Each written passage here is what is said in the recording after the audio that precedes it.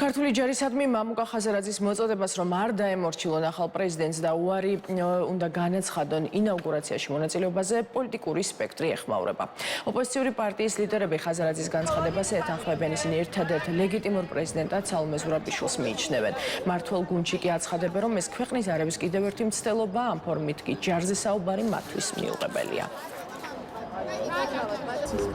ეს არის საყოველთაო წინააღმდეგობის პროცესი, რომელშიც თითოეულ ჩვენგანს გვეკისრება ძალიან დიდი პასუხისმგებლობა, რომ ვიყოთ ერთგული იმ კონსტიტუციისა, რომელსაც თითოეული ჩვენგანი ვემსახურებით და ჩვენი შეიარაღებული ძალები და თავდაცვის ძალები ცხადია, რომ არის აი ამ კონსტიტუციის და ჩვენი ქვეყნის და მათ შორის ჩვენი ქვეყნის ევროატლანტიკური პერსპექტივის დაცვის ერთ-ერთი მთავარი მედროშე, შესაბამისად მათაც ეკისრებათ პასუხისმგებლობა იმაზე, რომ გაითავისონ რა პროცესში ვართ ჩვენ და როგორი არის ის პასუხისმგებლობა, რომელიც თითოეულ ჩვენგანს გვეკისრება. პარტია გახარია საქართველოსთვის ნებისმიერ რადიკალურ განცხადება იქნება, მოწოდება იქნება, მიდგომა იქნება, კატეგორიულად ემიჯნებოდა ყოველთვის, ახლაც ემიჯნება და მომავალშიც გაიმიჯნება. ჩვენ კარგად ვიცით საზოგადოების დამოკიდებულება, მათ შორის ეგრეთ წოდებული რადიკალური ოპოზიციის აღმრჩევლის დამოკიდებულება ზოგადად ხაზარაძის მიმართ.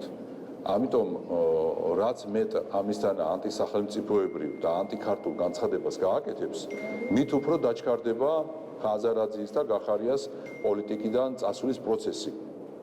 რადგან ჩვენ ვიცით, რომ ჯარი ეს არის ერთ-ერთი ის ინსტიტუცია, რომელიც არის აპოლიტიკური და უნდა იყოს აპოლიტიკური, რომელიც ემსახურება ქვეყანას და სამშობლოს. თუმცა სამშობლო მათ აღიარეს, აი აქციაზეც აღიარეს პირდაპირ, საჯაროდ, რომ მათთვის არის მხოლოდ ემოცია და საერთოდ გაუგებარია სამშობლოს ცნება აი ნაწილისთვის აქციაზე ვინც გამოდიან ეს საჯაროდ აღიარეს და რა გასაკვირია ხა, როდესაც ასეთ პროვოკაციულ განცხადებას აკეთებს ხაზარაძე.